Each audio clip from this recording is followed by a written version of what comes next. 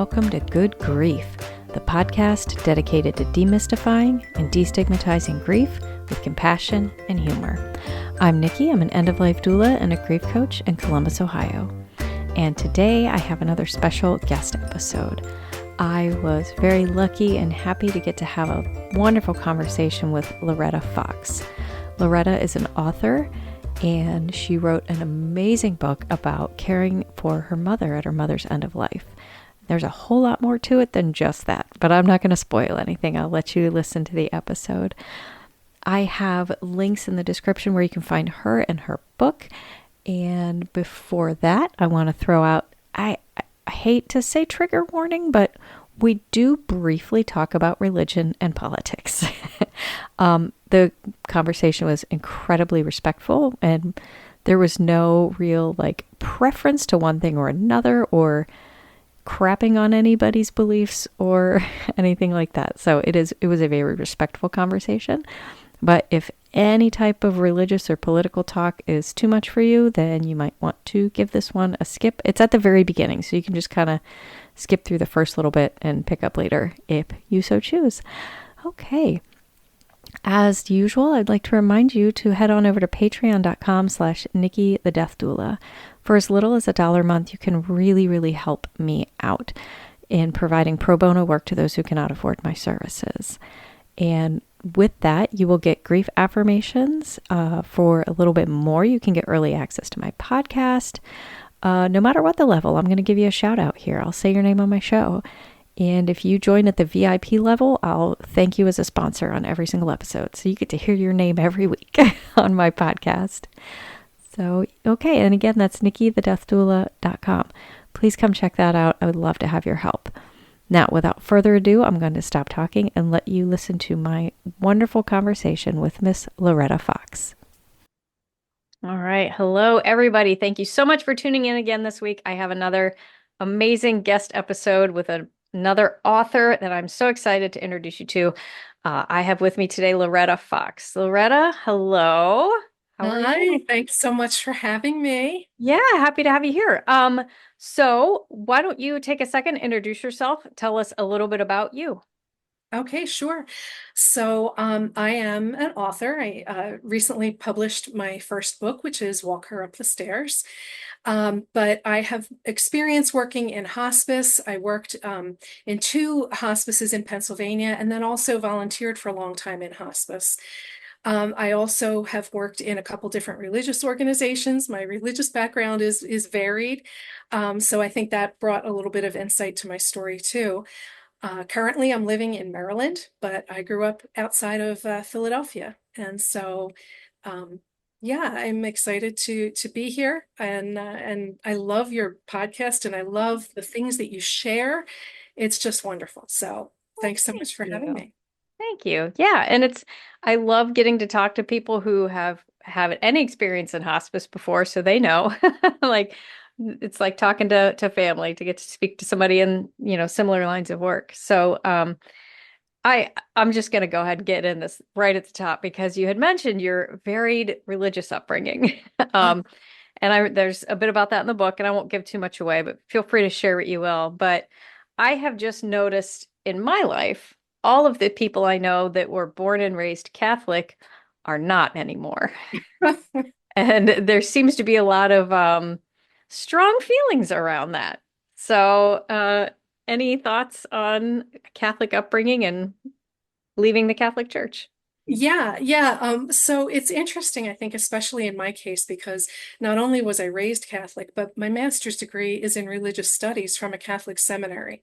Wow. So I think I was definitely on the path to be, really deeply involved in the church. And I do want to say right off the bat that, I have complete respect for people who are Catholic and who have remained Catholic.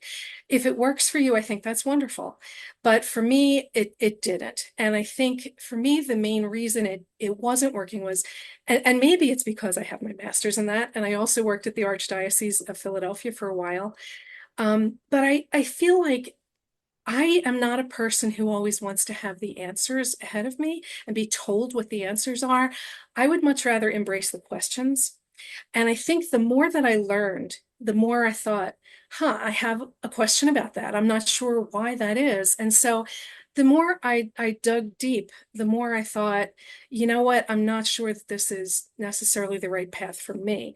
Certainly I have family members who are still practicing and devout Catholics, and I think that's terrific. And there's part of me that will always, say a Hail Mary or something like that, it's just kind of ingrained. Um, and I think that's important. And I think that it certainly informs a lot of who I am today, having that grounding and having that foundation.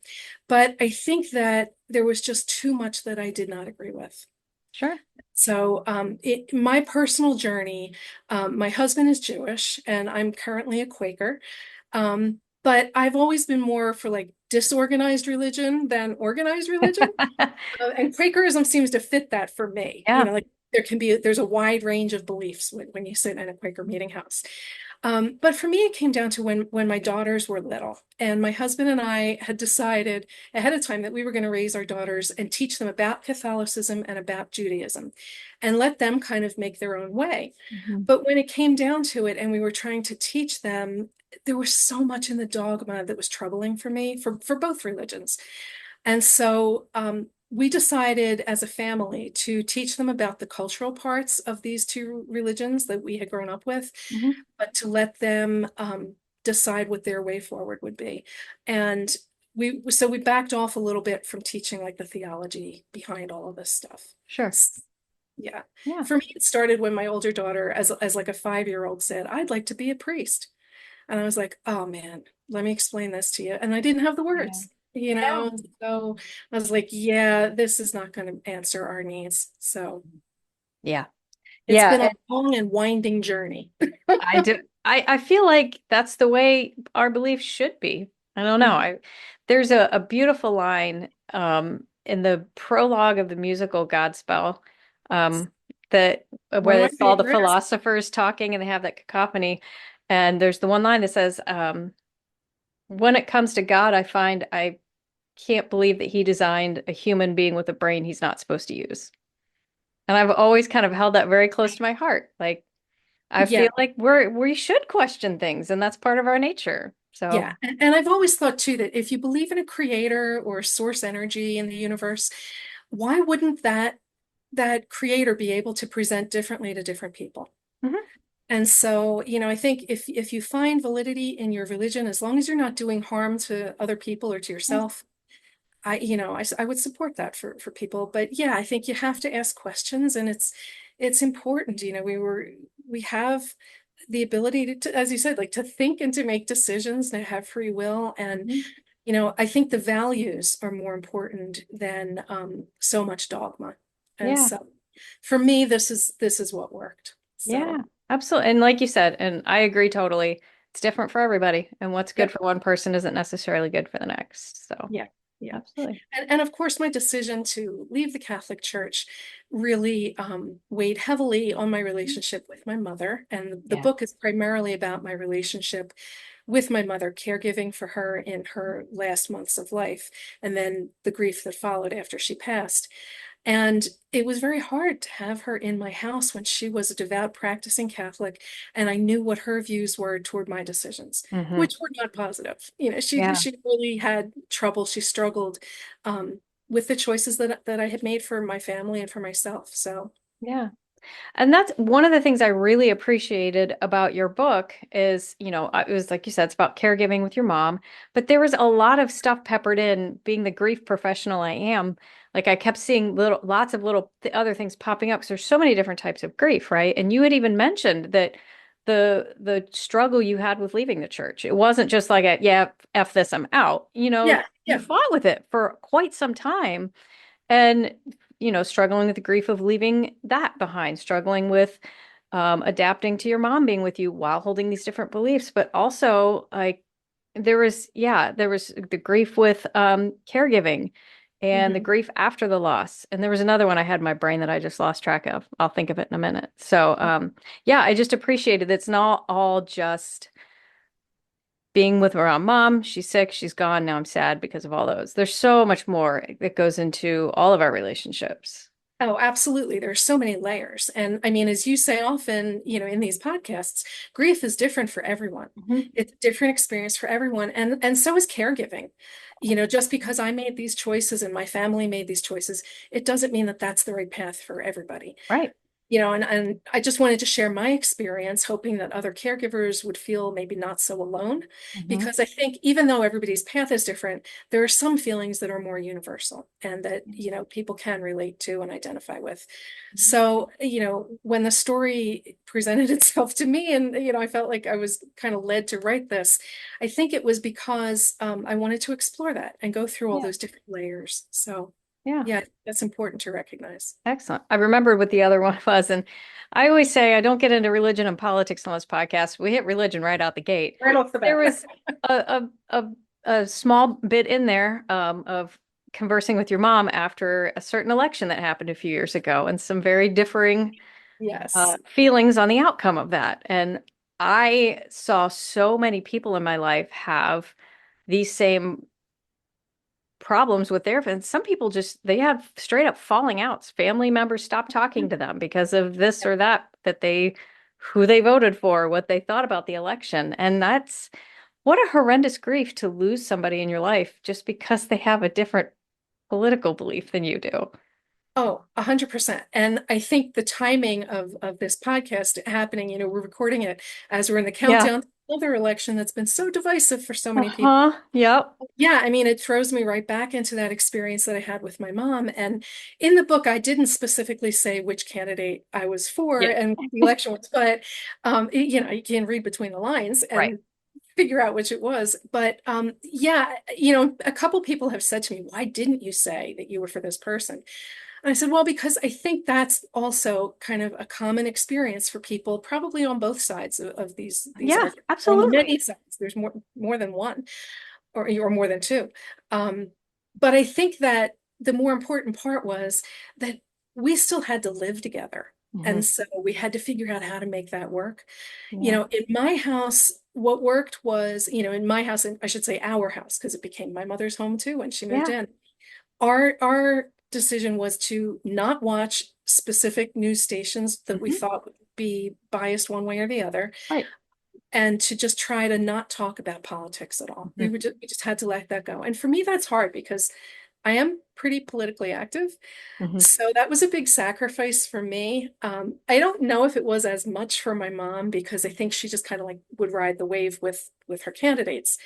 And for her, I think it was more focused on one or two main issues. Sure. So, yeah, it was tough. It was really tough. But yeah, we had definitely some potential for really big conflicts. And I think the decision to just kind of put that aside because the caregiving was more important. I Mhm. think that was part of our healing that Yeah. happened. Yeah, absolutely. So let's talk a little bit about the caregiving aspect because you were caregiving for your mom before she came to live with you in a one way or another and helping out with a lot of daily tasks. And then she came to live with you and your family. So tell us a little bit about how that is having a family member come, not just caregiving, but come all the way into your home and be integrated into your everyday life. Yeah. So in our situation, there were a couple things going on. The main one being that we knew we had to move. My husband's job, he was getting a new job in Maryland. We'd lived in Pennsylvania.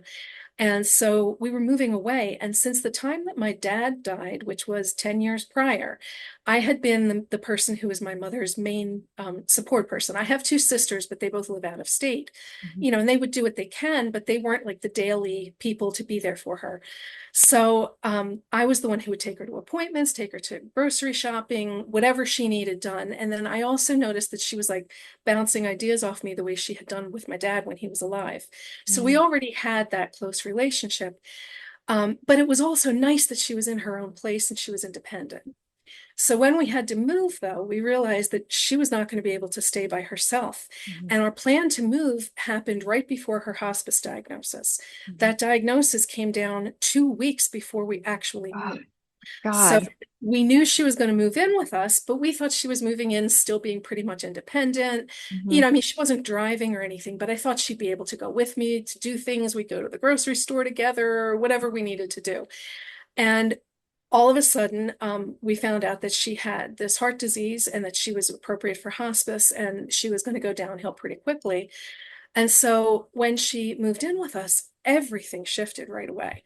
But Mhm. that dynamic of having her right in the house was huge. And I tried to capture that in the book, because I don't know that it's right for everybody to bring their loved ones into their home. For Right. some people, having them in a care facility is obviously the better choice. Mhm. But in our case, we had decided before that she was going to move with us.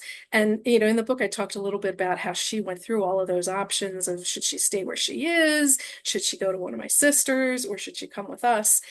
But we'd already made that decision that she would be where we were. And the hospice diagnosis and becoming her caregiver was just an added piece of the puzzle as we were Yeah. getting to move. So, yeah, I mean, becoming her caregiver in our home, I mean, when I look at it, when I look back at it, I can't believe how well everything fell into place Yeah. because moving into a house where there was space for her, where I could be her caregiver, and then my job, it worked out perfectly because I had resigned from my job in Pennsylvania, and then they asked me if I'd work remotely from Maryland, and so even that fell into place. So I could work from home and then be here as her caregiver, and I was switching from full-time to part-time Yeah. because I was remote. So I know that not everybody has those advantages and the ability to make those kind of concessions and changes, but in our case it worked out well. But yeah, having her in the house was a huge change in so many ways, and the caregiving, obviously, when you're in person and you're there 24/7, Mhm. you're involved in ways that you never even imagined. Oh, Even if yeah. you think it's Yeah. very different when you're in it. Yeah.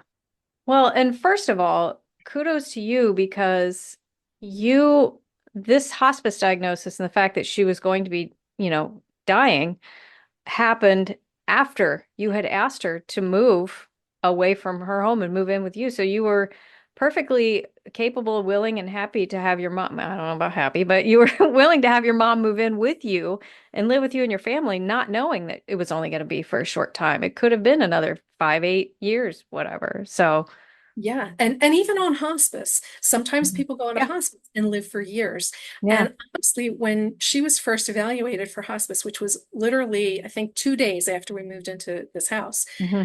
they said she presents so well for a hospice patient, she could have years. And, that is really what I thought because she was so quick-witted. She was still at that point moving around with a walker and able to function well. So it was really hard to imagine her going downhill. If I Hmm. had known that it was only going to be 5 months, I think I would have been much more patient and much less frustrated. But of course, who has that kind of vision? Right, right. Yeah, you don't have the Hindsight's crystal always ball. 20/20. Yeah, yeah, exactly. Exactly. Yeah. Um, so yeah, it's easy to when you look back on something to see how you could have done it differently. But that's why I always tell people to give themselves some grace when you're in the moment because you don't know. None of us know. And that's I think the hardest thing I have when I'm working with family members of the dying is they want to know like how long do we have? Is this 2 weeks? Is this 2 months? I'm like, there's no way to answer that. It could Yeah, be. and I'll tell you, even having some hospice experience, I had been trained in like signs and symptoms of active dying and like I knew what progression was. But when it's your own family, it's Mhm. different. And It when you're right is. there in it, it's different. And even on the day that my mom died, the hospice workers were here that day. And the chaplain is the one who said to me, because I was saying, how soon do you think I should have my sisters get here and all this? And I said, so you think she has like a week, or are we just talking about days? And her answer was, I think she has days or maybe hours. Hmm. And I was shocked. I was Yeah. completely blown Yeah. because I really didn't see that, Yeah. and she had also bounced back so many times Hmm. that I Yeah. thought, oh, this just might be temporary, she's having trouble adjusting to the medication or whatever. But I really didn't see that she was right at death's doorstep until the very end. Yeah. You know, And so it's yeah, hard. and that's another frustration with families. And I always say you can be as prepared as you want, but you're never ready, right? And you understand that too. You're never ready. Yeah. And when you get to that point when you're caring for somebody or somebody is dying or they're on hospice, when you're finally told like this is it, and this could be any hour at this point, or it could be another 3 days. It's always like, what? No, I thought I had more time, no matter Yeah. how long it's been. Yeah.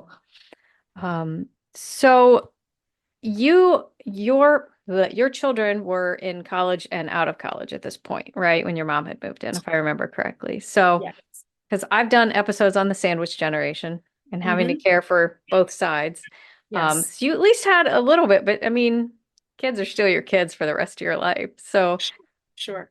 how did you navigate that space of like still I mean, you weren't necessarily, your children were not living at home, but they were still around quite a bit. And your Yeah. one daughter was very present during a Yes. lot of this too. So how did you manage trying to with the kids and the mom? Yeah, it was a challenge. I mean, it's funny because the roles kind of switched at the beginning when we first moved. My older daughter was with us for the actual move, and she was in the house with us because she graduated from college in December. She Mhm. graduated a semester early, and we moved in January. So she was there for that whole thing. She helped to get my mother settled. She was very involved. But then she took a job in Salt Lake City. So she moved to Utah shortly after that.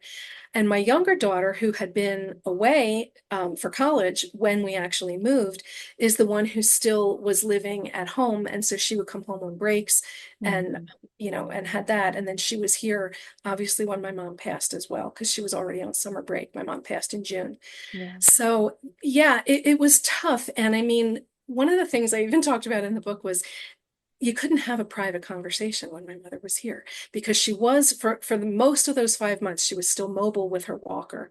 Mhm. And if my daughter would come home from college and she'd want to talk about things that happened, my mom would just come walking in and sit down. And it was hard. And sometimes we would talk about that and say, like, we need space, to have our Yeah. family conversations. And my mom was not always great at understanding that. She would feel a little bit insulted. Okay. So, sometimes she was respectful, and I know she was trying, but on the other hand, I have to say, I recently had an injury. I had a bad fall, and so I've been using a wheelchair, and now I'm starting to use a walker. And my whole perspective on being the patient rather than the caregiver has shifted. And I know all too well that feeling of I'm sitting in one room and I hear voices in the next room, Yeah. and I feel left out. Yeah. So that for me has really shifted. I have a new appreciation of how my mother must have felt when she would hear us talking. And it's not like we were whispering and telling secrets and stuff, but we just needed a little space. But Sure. she probably just didn't want to be left out. So Yeah. that was tough. And I wanted to be available to my daughters. And that was tough because it wasn't always possible. I didn't feel like I had all the energy. Mhm. Um, but I will say too, in the dedication of my book, it's obviously dedicated to my mother, but also to my husband and daughters because they held me while I was holding her. And I feel like the reverse support is so much more true. I don't know how much I was able to support my daughters, but they supported me so much. And I was really so grateful for that, that they were both mature enough to be able to realize that this was, kind of an unusual situation all of a sudden. Mhm. And they were both invaluable in the Yeah. care. Yeah. And there's something you brought up about having been in your accident recently and learning to be on the other end of things that stuck out to me because this is something I've worked with clients and their families is when you go into that caregiver role, you have that mentality of like I'm the one in charge. I'm using air quotes for people listening. I'm in charge, Mhm. so I will make the decisions. And when the person you're caring for doesn't agree with that, it's hard to get back in that mentality, or because you're kind of stuck in that mentality. Well, I'm in charge. I'm the caregiver. This is what we're doing. And to Yes, remind yourself that the person you're caring for is a human being absolutely. and an adult who has had their whole life up to this point and has been, for the most part, probably completely independent up until recently. And that's hard for them. They're going through a grief as well. And to suddenly be unable to take care of yourself and to depend on people, to rely on people to take care of you. And that's so easy for caregivers to lose sight of because they're so wrapped up in making sure everything is okay. And yeah, and also I think because when you're in the mode of caregiving, you're also frazzled. You Mhm. you don't have a whole lot of extra grace. Yeah. Sometimes you're just exhausted and you just want Yeah. to get through the day. And when I look back, I mean, there were so many things. As I said, I would have been more patient. I would have been less frustrated if I had known, that we were only talking about months and not years. But yeah, when you're in that situation, it's so hard. And Mhm. that's one of the reasons I wanted to write down these stories, is because I think caregivers often feel like they should be so, angelic in their care Mhm. of their loved one. And you can't always be that way. I mean, sometimes you just are literally saying, like, oh my gosh, how much longer is this going to go on? Yeah. I just can't take it. Yeah. And so, yeah, I mean, it is super important to be able to put yourself in the role of the other person and to try to remember their perspective.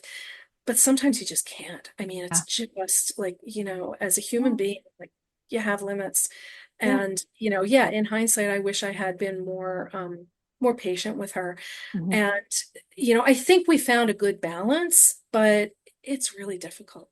It Yeah. was a challenge. Absolutely. And there were many days I felt myself like I'd stand at the kitchen sink washing dishes, and I would just be like, oh my God, looking out the window and thinking, I have to get out of here. This is just awful. And, you start having these dark thoughts, and, you reach your limits. And this is why I'm saying too, for some people, having the person come into your home is not always the best bet. A care facility might really be the best answer Yeah. for their needs, but for your own too. Yeah. And there's no shame or blame in that. That's Yeah. the way it has to be. It's different for everybody. And at the point where my mom actually did pass, I think I had just about reached the end of my rope.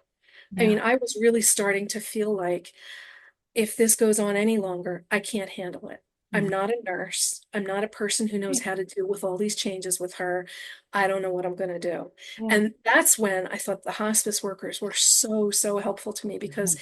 they were so reassuring. And I think it's because they too had the awareness that I couldn't have, being so close to the situation, that they Yeah. knew it wasn't going to be much longer. Yeah. They were saying, oh, you're going to be fine. You can do it. She's Yeah. okay.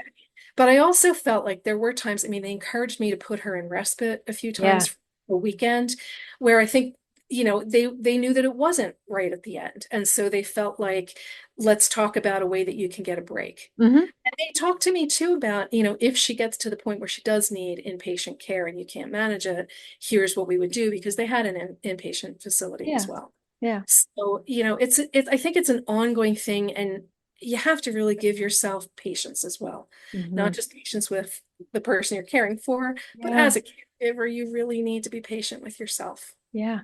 and Yeah. And forgiving. Yeah. absolutely, you have to give yourself some grace. And I'm glad you brought up the respite centers, because I love that you talked about that in your book too, that you were able to utilize that.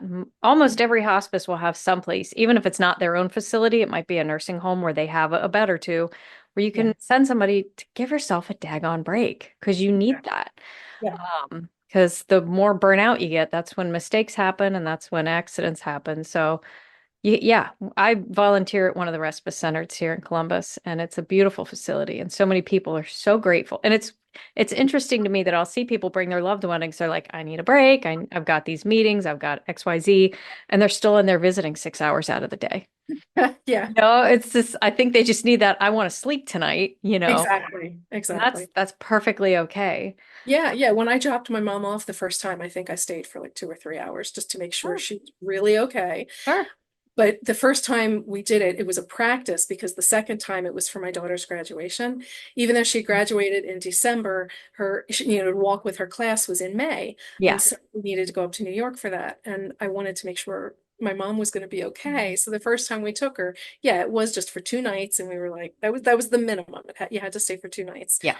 Yeah. But yeah, I was definitely, just Mhm. trying it out. And I was reluctant to leave, but she was fine. Yeah. Yeah. She was fine once she got there. The lead up, not so much. Yeah. She was Yeah. not He happy. was She not was keen on this at no, all. no, no, no, no. She had her packing lists. I mean, my mother was a great list keeper. My favorite of all her lists was her funeral planning list that she had. Oh, I mean, yes. she had sheet music stapled to her list and rolls of who's going to do what. And then it was crossed out, and she would have like the whiteout liquid on there to Mhm. change like who's doing what, or I've changed this order of things. But her list for packing for when she was going to respite was another one that, like, it was like 2 full pages. And I said, Mom, you're really going for a weekend. You don't need to Yeah. take all the stuff. They have tissues. You're going to be okay. You know what though? I'm that kind of a person. I like to make my lists. I like to be well prepared, so I can see myself doing the same thing. Yeah, So I do too. I do too. So I get it. I totally get it. But yeah, it was her personality as well. yeah. But she just yeah, she didn't love the idea of going to respite. Well, when she was there, it was fine. And Yeah. she even came home and was talking about like what a great time she had. She met some Oh, people and yeah. I So love that. yeah. So there was one other aspect of this book I wanted to kind of peek my nose into. You mentioned towards the end how you started, I don't know the right turn of phrase here. You started accessing some of your innate skills and learning more about mediumship. Yeah, yeah, I did. I started learning about spirit mediumship, which is really like an intuitive way to connect with people who have already passed. Mhm. Um, and my journey on that has actually continued since I finished writing the book, too. I'm actually no longer doing spirit readings the way I had talked about it in the book. Okay. But I do feel like there's definitely more. There's definitely more that happens. And I want to be fully respectful, though, that people have a lot of different beliefs on this. Mhm. People, what happens after we die, there are many different thoughts about that. And so being respectful of different beliefs, I think, is one of the reasons why I've kind of stepped back from doing the readings. But what happened was, my mom actually talked often about seeing her loved ones. And she didn't call it mediumship or have any like words, for that. She would just say, like, oh, yeah, I'm talking to my mother, and her mother had died many years before. Yeah. And she would talk out loud to her. And sometimes they would speak in German, which was my mother's first language. And when my mom was living here with us, this was happening more and more, and she would talk to my dad who had already passed. And, I would say to her, I heard you talking. Are you okay? And she'd say, oh, yeah, I was just talking to your father. And it was just very matter of fact with her. And I always thought that was really interesting that she didn't make more of it than it was. So I actually started, learning more about this. And I've always been a person who's been fascinated with, other schools of thought. I've studied shamanism and I've looked at, I do like qigong and do like Chinese practices. So I've always been fascinated with learning as much as I can about Mhm. different worldviews. So I started to learn about spirit mediumship, and I had some spirit medium readings online. And I thought that it was fascinating. And I started noticing more and more things around me where I felt like I was connecting with people who had passed before. And I thought back and I realized I kind of had this happening all my life. And sometimes I would like almost have like a vision of someone who had passed, and sometimes it was like more of an outward sign of something that would happen. And so I took some training classes, and I took them with a few different spirit mediums to try and learn different ideas about how this works. And I was really fascinated by it, and I started to feel like I actually had kind of a gift of being able to do this and being able to make these connections. I don't understand how it works, but Mhm. I felt like it does. Yeah. And, things like, I would have an impression of a name and I would mention it, and the person would say, oh, that's my mother's name. Like, Mm. how does that happen? I didn't know Yeah. the person, so through the encouragement of some of my teachers and friends and other students, I did start doing spirit medium readings, like for my friends and family. And then what happened is it started to expand that they would tell other people, and people would contact me and say, would you do a spirit reading for me?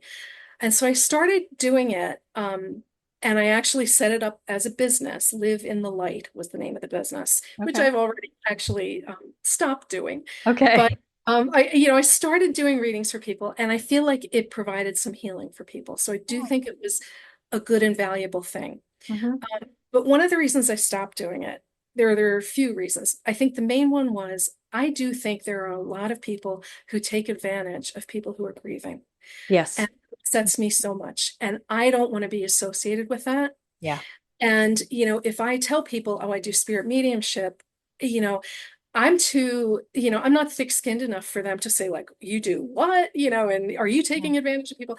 I don't even want to go there, because for Yeah. me, it felt more of like a service that you could do for people Mhm. if people wanted this done. I'm not a person who would ever like walk up to somebody in a grocery store and say, hey, your grandmother is near you. No, Right. that's my style. If I had people's permission and they wanted me to do this for them, then fine. But it felt like almost like a ministry. And so I felt bad even taking like any kind of fee or anything for it. Hmm. But I do want to say, I do feel like there are spirit mediums who are good and who are valid. And, but I would just tell people, if you are interested in this kind of thing, make sure you get some recommendations Yeah. and views and check that the person is on the level and that this isn't just something, that people are taking advantage Yeah. of. Yeah. I think, again, as I said earlier, I've always been a person who kind of embraces the questions. Hmm. And I don't necessarily want all the answers, and Yeah. a lot of times when people would come for a spirit reading, they're looking for answers. And I think people's expectations were a little bit much for me to handle sometimes. Hmm. They would want to know a specific thing or look for a specific person, and you don't really have control over what comes through in a spirit Hmm. reading. Yeah. So for a lot of reasons, I've kind of stepped back for it because I felt like, again, not to put down people who do this and who do it well, and the service that it is for the people who really need this. But for me to go forward with integrity, I felt like I should kind of step back from this. That being said, like family and friends, if somebody wanted a reading or if, had a question about something, I probably would still tap Yeah. into it because I still do it for myself. But Yeah. the bottom line is, I want to be respectful that I know some people don't believe in this at all. This is not everybody's cup of tea. And I don't ever want to be perceived as trying to convince somebody Right. because it's a personal thing. Absolutely. For me personally, I believe there's more. I think there has to be, but I don't, I also acknowledge that that's not everybody's view. Yeah. So trying to be Yeah. respectful of that. Yeah. Awesome. And that's religion, politics, beliefs, whatever. That's all it is. Just being respectful of other people, letting people Exactly. believe what they need, as long as you're not hurting other people. If your Exactly. beliefs are, I need to unalive a whole lot of people, that's probably not, I'm not Yeah. going Yeah. to agree with that. I'm not going to be okay with it. Yeah, for sure. For sure. Anyway. Yeah. Yeah. All right. So we're getting towards the end of the episode. So since you listen to my podcast, you know I have a tradition at the end of my episode where I pull a card from the death deck and then we'll answer it. So Okay. I got to do it on camera. So anybody watching knows I'm legit pulling at random. Okay. Ooh, this is a good one. Do you believe in miracles? Yes, I believe they can happen anytime. No, it's totally up to us to make things happen. Or C, maybe in rare instances, or if I were in peril, then I might believe. Um, well, here's my answer. I absolutely believe in miracles, but I think that often the miracles are in the timing of the way things happen. I Hmm. think there are a lot of things that can be explained away scientifically, or, oh, this was just a coincidence. But for me, it's often like the miracle is in the timing. Yeah. And, there are so many tiny examples of this as well as huge examples of this. You know, um, I mean, people talk about the parting of the Red Sea, the Bible Hmm. story, and that could be explained away by tidal patterns. I mean, I don't understand all of the science Right, behind right. it, but you can explain it. Yes. But if you believe that these stories are literal, then you can also appreciate the timing of it. It happened when Mhm. the people needed that to happen. Yeah. I don't even want to begin to discuss whether or not I think the Bible is literal. I don't. But anyway, the story. Yeah. But little things too. And I will tell you that prior to this podcast, this interview, I was a little nervous. After my accident, I haven't been able to promote my book very much or do anything. And so I was like, oh, God, I have to get back in the zone. And I was playing a word game on my phone earlier today. And the answer, the solution was the word mommy. And I was like, oh my God. So everybody who plays this game today will get that word. But the fact that I got that word earlier today at a moment where I was like, I've got to like collect Yeah. myself and change my thoughts, the word mommy popping up for me felt like a little miracle. Because I was like, Wow. my mom's watching over me. Maybe that's a little. Yeah. So whether or not that's a sign or that it is something from my mom, I don't Yeah. know. Maybe it's everybody's mom who plays this game. Yeah. But for me, the miracle was in the timing. Hmm. I love that answer because my answer is very similar. Yes, I do. There's a lot around it there, and there are a lot of things that maybe I wouldn't consider a miracle that some people say are, but I mean, I feel like there are miracles every day, even just the fact that we exist at all. Yes. Yes. And how complex and yet simple the human body structure is. My husband and I talk about that all the time because we're getting to that age where things are breaking and we're like, why are we so poorly designed? I'm like, but we're kind of not. Yeah, We're yeah, kind of exactly. amazing. I agree. It sucks that we fall apart and then eventually, our bodies die. But yeah, simple things like that. The world, the ecosystem, all of that. It's a miracle. It really is. So awesome. Well, Loretta, this has been amazing. Thank you so much. I'm going to give you a moment here. Tell us about your book. Tell us about you, where people can find you. Sure, sure. So my website is lorettafox.com, and the book that I wrote is called Walk Her Up the Stairs, Caregiver's Healing and Spiritual Journey. Yep, there it is. And it was published through Austin Macaulay Publishers, so you can get it through them, and it's also available on Amazon and Barnes and Noble. Um, yeah, and I just I'm proud of the book. I had written a lot of poetry while I was taking care of my mom, and Yes. that poetry kind of gives the framework for the book because each chapter has a poem at the end of it. And so when I had all that poetry and I looked back at my mom's story, I thought, you know what, I can fill in the rest of the story here too, and that this might be helpful for caregivers as well as for people who are grieving. Yeah, And absolutely. and I also, importantly, I think, have an epilogue there for those who are interested that tells my mom's story. Hmm. Because I think it's important, as we said earlier, when you're working with anybody who, is a patient or in that role of being a person who needs extra care, it's important to remember that they have a story too. It's not just that time period when they're needing extra Yeah. care. They had a whole life before this, Yeah, and, you know, absolutely. to I've, remember I've that too. So, I know that's come up on this podcast before about how so many people, their legacy becomes how they died. yes, And I yeah, don't like that. no. People were whole human beings before their death, whether it be accident, suicide, overdose, or even just old age and illness. It's okay. It was their cancer. It was their age. It was their heart. And like they had a whole lot of life before that. They really So, did. And I absolutely. just want to say too, if people do read the book, I hope they would also take a look at the discussion questions that I have on my website. If you go to lorettafox.com on the book page, they're toward the bottom. But I think the discussion questions kind of help give some insight behind, a lot of the themes that run through the book. So Yeah. I hope that it's helpful to people. That was really my reason for writing it. So Yeah. again, Nikki, I'm so grateful for the work that you do. My friend Heather Manners is also a death doula. She put me in Oh, touch with yay, you. Heather. I'm so grateful for the work and for the opportunity to talk with you. So I'm glad you were here and I loved your book. I'll put links to all that in the description. Everybody go get a copy. And I think this would make a great book club book. I think so too, but I think I'm a little biased. I know. So Well, and I see most people I know that have book clubs read fiction and it's all like girly novels that I don't really care for. I'm like, when can we read something like this and talk about it? Nobody wants to do that. So I don't. and if any book clubs are interested in the book, I'm also available if they want to have a discussion or, um, Even better. virtually or, depending on where they are, I'm happy to come Yeah. in person. So There you yeah, go. Awesome. All right. Well, thank you so much, Loretta. thank you. And thanks for the good work that you do. Okay, thank you again to Loretta. Thank you, thank you. We had such a great conversation, and we stopped recording and we kept talking for probably another 20 minutes after that. So I look forward to speaking with her again sometime. Thank you, Loretta, for sharing your story. Again, if you'd like to find Loretta, you can check all the links in the description. And if you'd like to find me, you can find me at nikkithedeathdoula.com. You can also find me on Facebook, Instagram, and TikTok, all at Nikki the Death Doula. Now, if you would like to see the video of my conversation with Loretta, you can go to patreon.com/Nikki the Death Doula and check it out there.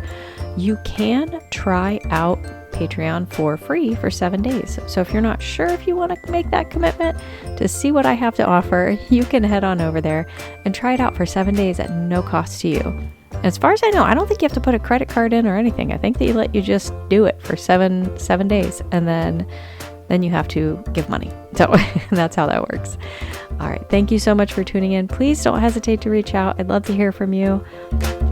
You can leave me a rating or a review wherever you're listening. That would be the most helpful thing you could do for me. Or even better yet, tell a friend. Tell somebody you know about the show. All right. Thank you so much for tuning in. Have an amazing week. And remember, as always, your grief is yours. Your feelings are valid, and grief doesn't always have to suck. Good Grief with Nikki the Death Doula is produced by Nikki Smith of Nikki the Death Doula LLC in Columbus, Ohio. Nikki the Death Doula LLC is for consulting, education, emotional support, and guidance, and is no way considered a funeral establishment or licensed mental health establishment. Scripts, editing, sound design, literally everything with this podcast is done solely by Nikki Smith of Nikki the Death Doula LLC, with the exception of the music. The music is Cheery Monday by Kevin MacLeod. Licensing information can be found at filmmusic.io.